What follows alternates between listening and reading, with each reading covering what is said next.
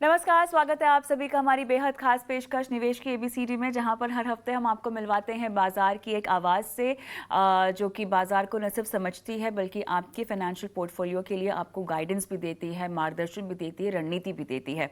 आज मेरे साथ बेहद खास मेहमान हैं। मेरे साथ यूनियन एएमसी के सीईओ मधु कुमार नायर जुड़ गए हैं।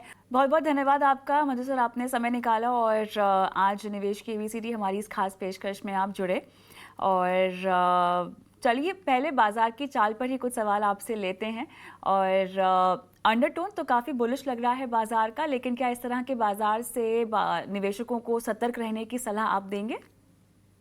धन्यवाद कविता, आपका शो में निमंत्रण करने के लिए।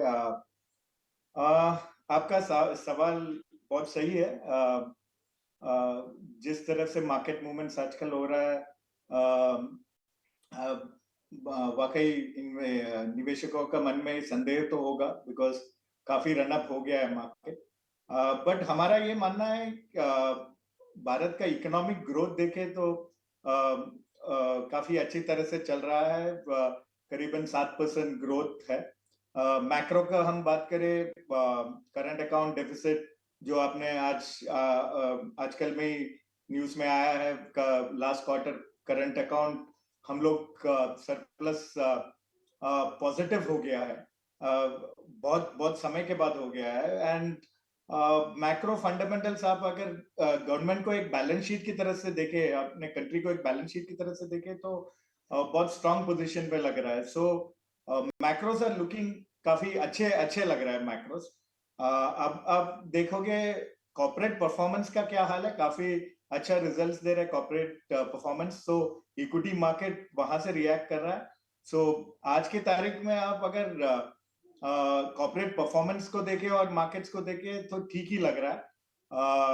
अगर आप सेगमेंट्स की बात करें, लार्ज कैप में हमको ज्यादा कंफर्ट लग रहा है compare to mid and small cap from a valuation perspective. But flows की बात करें तो आप देख ही रहे होंगे कि म्यूचुअल फंड में 20,000 करोड़ का SIP on a monthly basis आ रहा है। सो डोमेस्टिक फ्लोज भी काफी स्ट्रांग है। अगर एनपीएस देखे, ईपीएफओ देखे, आप इंश्योरेंस फ्लोज देखे, सो वो भी काफी स्ट्रांग है। हालांकि एफआईआई आगे पीछे पिछले एक साल में चलते रह रहा है, बट डोमेस्टिक फ्लो भी काफी स्ट्रांग है। सो अगर आप सारी चीजों को एक साथ देखें तो क्या निवेशकों को सतर्क होना चाहिए? मेरे ख्याल से अगर निवेशक अगर थोड़ी लंबी सोचे, थोड़ा सा 3-5 साल के लिए सोचे, 7-8 साल के लिए सोचे, तो इकोनॉमी अच्छा लग रहा है, उस हिसाब से इक्विटी मार्केट भी अच्छा लगेगा, तो एक अच्छा अपॉर्चुनिटी है इन्वेस्ट करने का आज के तारीख में। ऑलराइट, चलिए काफ़ी क्लियरली आपने बताया कि यहाँ पे लार्ज कैप्स में आप ज़्यादा कंफर्ट फील कर रहे हैं। तो क्या इसका मतलब ये है कि जो फ्रॉड की हम बात कर रहे हैं मिड कैप स्मॉल कैप में, वो अब पूरी तरह से ख़त्म हो चुकी है? क्योंकि कहीं ना कहीं सभी को इंतज़ार था कि मिड कैप स्मॉल कैप एक बार जब डाउन टर्न में जाएंगे तो हम लार्ज कैप की स्टोरीज पिकअप होता हुआ देखेंगे, और उस नैरेटिव में कोई खास बदलाव अभी आता हुआ नहीं दिखाई दे रहा है। तो क्या ये कहना सही होगा कि समय अब बदल चुका है? मिड कैप स्मॉल कैप हालांकि बहुत ज़्यादा वॉलेटाइल कैटेगरी है, जोखिम भी अगर आप कॉन्सेंट्रेटेड हो ज़्यादा इस तरह के निवेश में तो ज़्यादा होता है, लेकिन वो एक नैरेटिव में बदलाव है। क्या आप ऐसा मानेंगे? देखिए, फ्रॉम आप अगर वैल्यूएशन की बात करें और परफॉर्मेंस की बात करें, तो लार्ज कैप इंडेक्स हमको ठीक लग रहा है from a valuation, historical valuation के पर्सपेक्टिव से। बट ये मतलब नहीं है कि मिड कैप में सारे फ्रॉड है। मिड कैप स्मॉल कैप में भी अच्छे कंपनियां है, अच्छे रिजल्ट्स आ रहे हैं। और अगर भारत के जो इकोनॉमी है, अगर 7%, 6.5 to 7% का तरीके से ग्रो करेंगे, तो काफी ऐसे mid and small cap companies भी होंगे जो आगे चल के बहुत अच्छे करेंगे। बट वहां पे थोड़ा सा स्टॉक पिकिंग पे ज्यादा ध्यान देना होगा फंड हाउसेस को, ये हमारा मानना है। एंड जो अच्छे कंपनियां हैं over a period of time, वो निवेशकों को अच्छे रिजल्ट देंगे। बट ओवरऑल अगर आप देखोगे तो हमको अभी भी लग रहा है कि थोड़ा सा लार्ज कैप की तरफ थोड़ा सा एडवांटेज है इन्वेस्टरों को वैल्यूएशन के हिसाब से। ऑलराइट, जिस तरह से हम सबको उम्मीदें थी चुनाव नतीजों की, वो आते हुए नहीं दिखाई दिए हैं। एक तरह से जो चुनाव नतीजे आए हैं, कहीं ना कहीं अब हालांकि पॉलिसी और रिफॉर्म की जो एक धारा थी, उसमें किसी भी तरह की रुकावट तो नहीं आती हुई दिखाई दे रही, कम से कम अब तक ये बात समझ में आ रही है। लेकिन कुछ खास जगहों पर फोकस बढ़ता हुआ दिखाई दे सकता है सरकार का। तमाम रिपोर्ट्स और एक्सपर्ट्स तो इसी तरह की बातचीत कर रहे हैं, भले ही रूरल की अगर हम इकोनॉमी की बात करें, कंजम्पशन थीम की हम बात करें, यहाँ कुछ खास फोकस रह सकता है सरकार का। आपका फंड हाउस का क्या व्यू बनता है इलेक्शन मैंडेट को देखते हुए और सरकार के फोकस को देखते हुए? नहीं, आपने बिल्कुल सही कहा। रिजल्ट्स के बाद तो ये सरकार आप देखोगे तो काफी ग्रोथ ओरिएंटेड रही है, बट इलेक्शन के बाद ये भी लोगों का मन में संदेह है क्या ये पॉपुलिस्ट बजट की तरफ जाएंगे। बट हमारा फंड हाउस का ये मानना है कि एक बैलेंस होगा, जो फिस्कल कंसोलिडेशन और ग्रोथ ओरिएंटेड बजट वहां से वेवर नहीं करेंगे, बट उनके साथ साथ एक बैलेंस भी लाएंगे पॉपुलिस्ट बजट के लिए। तो काफी कंज्यूमर कॉन्फिडेंस बढ़ाने के लिए काफी चीजें भी आ सकता है, जैसे पर्सनल टैक्सेशन वगैरह में भी कुछ छूट दे सकता है। लेकिन जो इंफ्रास्ट्रक्चर स्पेंड्स है, ग्रोथ ओरिएंटेशन है, वहां से हटना नहीं चाहिए। सो एक बिल्कुल बैलेंस तरह की बजट की उम्मीद है अगर आप हमारे फंड हाउस का व्यू पूछे। तो सेक्टर वाइज अगर मैं फोकस पूछूं आपका, तो कहाँ रह सकता है इस तरह के मैंडेट को देखते हुए? और हाँ, बजट एक अहम इवेंट है जिस पर अब सभी की निगाहें हैं। देखिए, हमारा आज की तारीख में ऑटो ऑटो एंसिलरी पे ज्यादा ओवरवेट है। Capital goods, manufacturing sector overall हमको अच्छा लग रहा है, और रियल एस्टेट की तरफ। सो ये 3-4 सेक्टर है जहां हमको ज्यादा फायदा लग रहा है ओवर नेक्स्ट 1 और 2 years। अच्छा, क्योंकि शुरुआत में बाजार का जब सवाल पूछा मैंने, तो आपने लार्ज कैप्स पर फोकस दिया है, लेकिन उसके अलावा बाजार की जो फिलहाल चाल दिखाई दे रही है, कौन कौन से ऐसे पॉकेट्स हैं जो आपको लगता है कि फिलहाल ओवर स्ट्रेच्ड हैं थोड़े से? देखिए, ऐसा हमारा ओवरवेट सेक्टर्स है, वो छोड़ के थोड़ा सा हम आईटी और फाइनेंशियल सर्विसेज की तरफ जाए, वहां थोड़ा सा ओवरस्ट्रेच वैल्यूएशंस लग रहा है। वो भी कंपनी स्पेसिफिक है, जैसे आप बताएंगे फाइनेंशियल सर्विसेज में compare to private sector bank, हमारा थोड़ा सा आज की तारीख में पीएसयू बैंकों की तरफ थोड़ा सा ज्यादा थोड़ा इंटरेस्ट लग रहा है। और आईटी में आप जानते ही होंगे कि ग्लोबल ग्रोथ वगैरह देख के थोड़ा सा डिमांड में एंड वैल्यूएशंस में, तो थोड़ा सा वहां भी हम लोग थोड़ा सा अंडरवेट है। अदरवाइज ओवरवेट सेक्टर्स तो मैंने आपको बता ही दिया है। बजट से आपकी उम्मीदें क्या होंगी मधु जी? टैक्सेशन के ऊपर हम सोच रहे हैं कि हमारा फंड हाउस का ये व्यू है कि कुछ एफ एंड ओ वगैरह सेगमेंट में कुछ टैक्सेशन चेंजेस आ सकता है, बिकॉज काफी उसमें रिटेल पार्टिसिपेशन भी है। सो इसके बारे में शायद कंसिडर हो सकता है। पर्सनल टैक्सेशन के बारे में थोड़ा सा कंज्यूमरिज्म वगैरह, स्टैंडर्ड डिडक्शन नया रिजीम में देखना पड़ेगा। स्टैंडर्ड डिडक्शन की अमाउंट बढ़ाया जाए ताकि टैक्सेशन में थोड़ा सा फर्क पड़े। इंफ्रास्ट्रक्चर स्पेंडिंग में रुकावट नहीं आना चाहिए। थोड़ा सा डाइवर्समेंट की भी उम्मीद है, बिकॉज अगर थोड़ा सा हायर एक्सपेंडिचर करेंगे तो उसको फंडिंग तो करना पड़ेगा। सो शायद डाइवर्समेंट की भी उम्मीद है। सो इतना हमको लगता है कि ये बजट से आना चाहिए। अभी तो डिस्कशंस चल रहा है, एक्चुअली बजट 1 महीने बाद है, सो टू अर्ली, बट ये सब हमको लग रहा है कि ये सब होगा तो बहुत अच्छा होगा।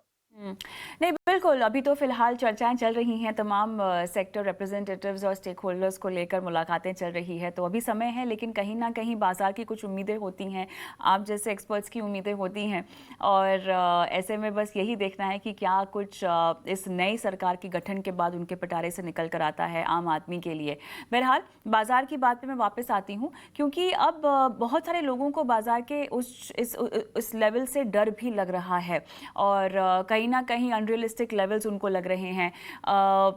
जो लोग मेरे ख्याल से 2-3 साल पहले बाज़ार में आए थे उनके लिए तो ये लेवल्स बहुत अच्छे हैं, क्योंकि उन्होंने बाज़ार की एक तरफा ही चाल देखी है, बहुत ज़्यादा उतार चढ़ाव और बाज़ार में वो जो मंदी का एक माहौल है वो उन्होंने नहीं देखा है। और इसीलिए भी हमने देखा जब 4 जून के दिन बाज़ार गिरा था, उस दिन इन तरह के लोगों को मेरे ख्याल से एक पहला सबक मिला था बाज़ार के उतार चढ़ाव का, उसकी वॉल्टिलिटी का। लेकिन अब जो ये ऊपरी लेवल्स हैं बाज़ार के, और ऐसे में जब निवेश रणनीति आपको बनानी होती है, आपने कहा कि लार्ज कैप्स पे फोकस करना चाहिए, तो क्या रीबैलेंसिंग के लिहाज से, पोर्टफोलियो पूछ रही हूँ मैं, रीबैलेंसिंग के लिहाज से, रीशफलिंग के लिहाज से, क्या समय है कि मिड कैप स्मॉल कैप में से आप थोड़ा सा हल्का हो जाइए और कुछ फंड अपने लार्ज कैप पोर्टफोलियो में डाल दें? क्या ऐसा करना चाहिए? तो हमारा हमने पहले ही बता चुका है बता दिया है कि लार्ज कैप की तरफ थोड़ा अट्रैक्टिव लग रहा है वैल्यूएशंस, तो large cap large cap oriented flexi cap और मल्टी कैप फंड्स की तरफ या लार्ज एंड मिड कैप की तरफ थोड़ा निवेशकों को जाना चाहिए। मिड एंड स्मॉल कैप में भी ऐसा नहीं है कि मिड एंड स्मॉल कैप में बिल्कुल इन्वेस्ट नहीं करना चाहिए। अगर कोई mid and small cap funds में आना चाहता है तो उनको एसआईपी के तरीके से आना चाहिए, बिकॉज अगर कोई वॉलेटिलिटी है तो वो एब्जॉर्ब कर सकता है। बट ओवरऑल अगर आप देखोगे इंडियन इक्विटी मार्केट्स अच्छा लग रहा है, क्योंकि मैंने पहले ही बताया इंडियन ग्रोथ रिलेटिव टू कोई भी अगर दुनिया की कोई भी इकोनॉमीज को अगर देखे तो obviously it is one of the fastest, काफी फास्ट ग्रोइंग इकोनॉमी है इंडिया का। ओवर नेक्स्ट 5, 10, 15 इयर्स हमको ये लग रहा है कि ये एक अच्छा समय है इंडिया में निवेश करने का, इंडियन इक्विटी मार्केट से परफॉर्मेंस आने का, बिकॉज अगर इंडियन इकोनॉमी अच्छा लग रहा है तो इंडियन कॉर्पोरेट्स भी अच्छा परफॉर्मेंस करेंगे और उसका रिफ्लेक्शन स्टॉक मार्केट परफॉर्मेंस में आएंगी। बट स्टॉक मार्केट एक तरफा नहीं चलता, कभी भी वॉलेटाइल रहता है। सो कभी कभी व्हेन वैल्यूएशंस कब थोड़ा सा आगे भाग जाता है तो थोड़ा सा करेक्शन जायज है। सो इन्वेस्टर को वो भी देखना चाहिए, मन में रखना चाहिए। तो उस हिसाब से अगर लंबे समय के लिए आओगे, अगर उनका 3, 5, 10 साल का होराइजन रहोगे तो इन्वेस्टर्स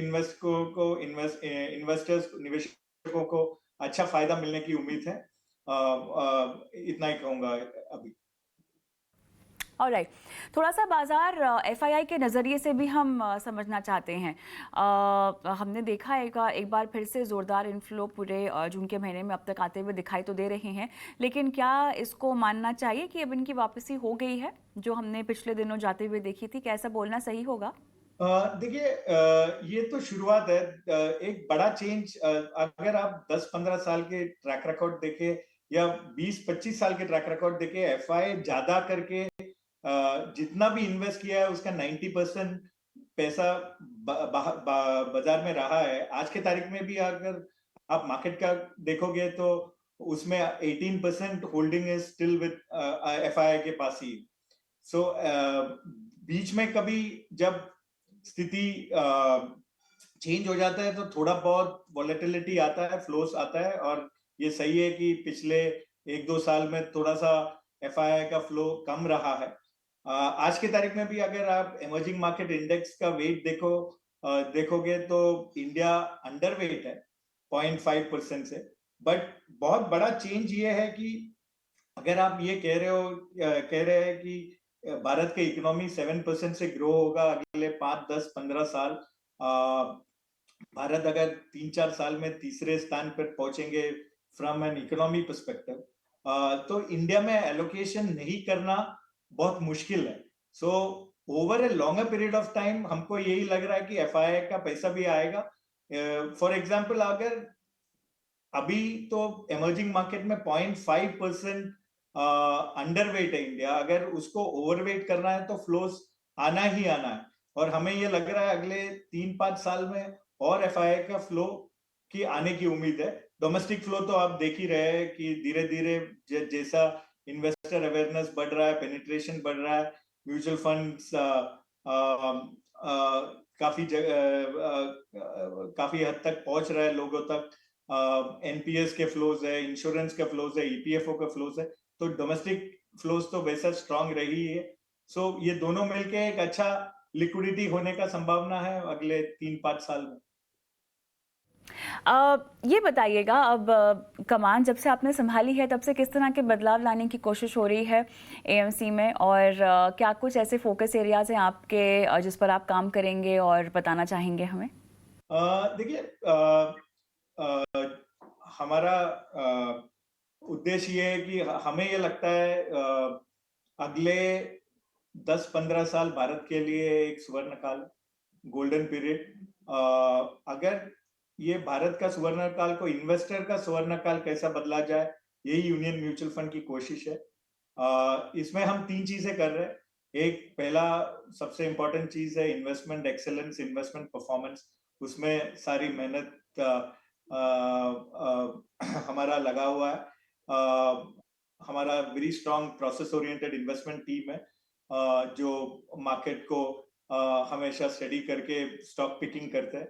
सो कोशिश ये है कि कंसिस्टेंट इन्वेस्टमेंट परफॉर्मेंस कैसे इन्वेस्टरों को दे हमारे सारे स्कीम्स को under the regulations, under the category. यही हमारी कोशिश है।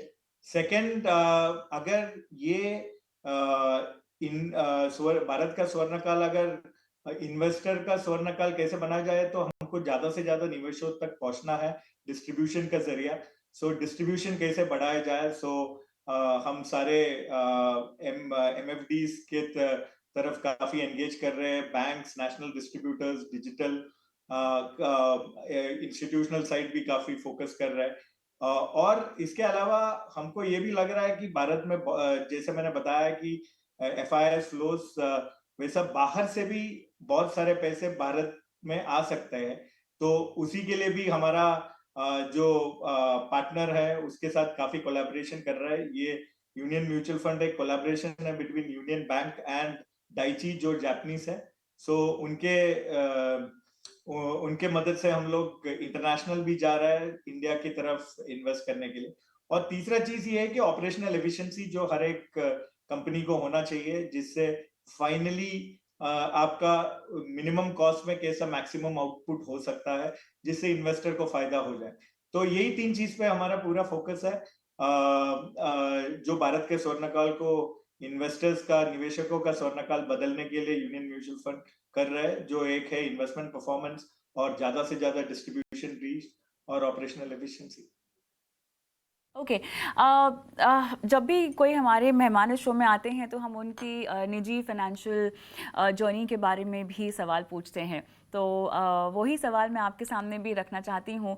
आपका पहला इन्वेस्टमेंट क्या था, या ऐसा वो पल जब आपने सोचा कि सेविंग्स और इन्वेस्टमेंट में फ़र्क होता है और मुझे शायद इन्वेस्टमेंट की राह पर या इस सफ़र में आगे बढ़ना चाहिए?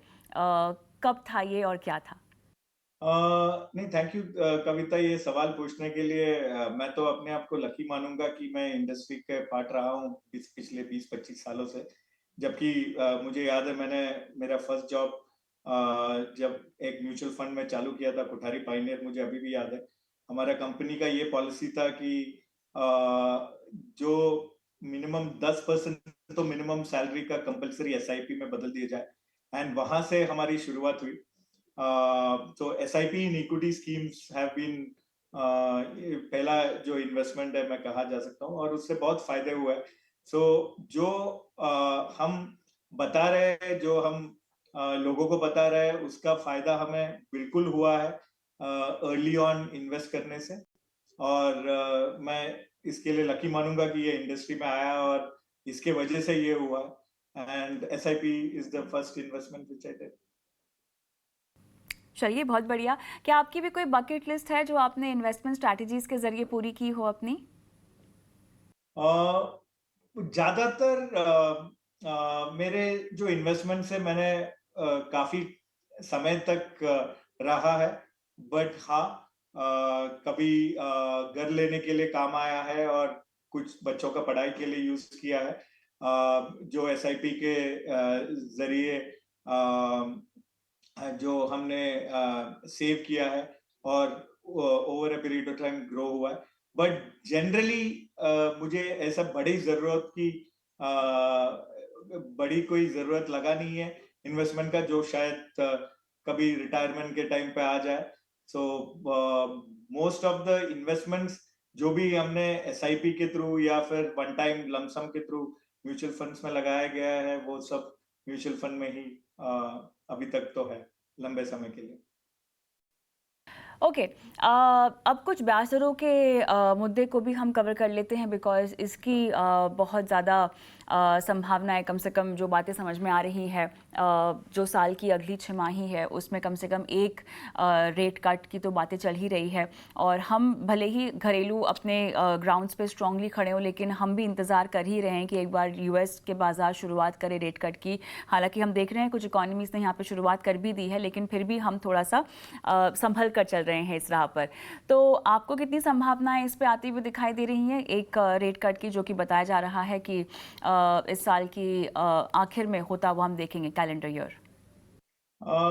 सो कविता जी, आपने बिल्कुल सही कहा।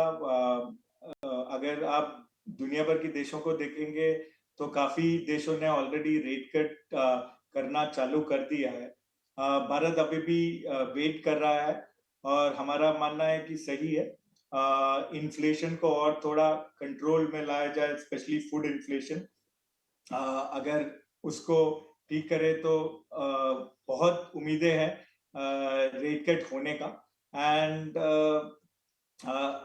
अब यूएस के रेट कट का भी आशाएं हैं। सो एक बार ये यूएस रेट कट करे और हमारा फूड इन्फ्लेशन भी ठीक लगे, तो मेरे हिसाब से हमारे हिसाब से रेट कट भारत में भी होगा।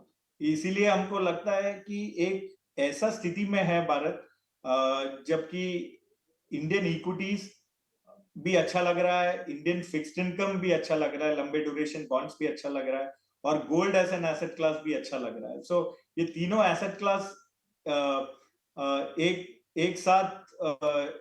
एक साथ चलने का एक उम्मीद है आगे चल के, स्पेशली इन इंडिया। सो अब रेट कट का काफी स्ट्रॉन्ग पॉसिबिलिटीज है और हमको ऐसा लग रहा है अगले 6 से 9 महीने के अंदर शायद रेट कट का बहुत बड़ी बड़ी संभावना है। चलिए, इंतज़ार रहेगा इसका भी। और शो को भी समाप्त करने का समय लगभग हो ही चुका है। और क्योंकि हम इस शो में इन्वेस्टमेंट स्ट्रैटेजीज़ को लेकर बातचीत करते हैं, पोर्टफोलियो और लोगों की गोल अलाइनमेंट को लेकर बातचीत करते हैं, तो बताइएगा कि एक अगर टिप निवेशकों को आप देना चाहें तो वो क्या होगी उनके फाइनेंशियल पोर्टफोलियो के लिए, उनकी फाइनेंशियल जर्नी के लिए? मेरा ये मानना है कि हर एक का फाइनेंशियल जर्नी अलग है। उनका रिस्क एपिटाइट अलग है, रिस्क प्रोफाइल अलग है, तो उस हिसाब से हर एक निवेशक को चलना चाहिए। एक फाइनेंशियल एडवाइजर या सारथी की जरूरत है तो उनको उनके सलाह भी लेना चाहिए। और ये भी निवेशकों को ध्यान में रखना चाहिए कि हर एक एसेट क्लास अलग अलग तरीके से चलता है, वेदर इट इज इक्विटी हो या गोल्ड हो या फिक्स्ड इनकम हो। सो एक अच्छा डाइवर्सिफाइड मिक्स होना चाहिए, डिपेंडिंग अपॉन उनका जो रिस्क प्रोफाइल है और रिस्क कैपिटाइट है और उनका क्या गोल्स है, ये सब साथ में लेके चलना चाहिए, रादर देन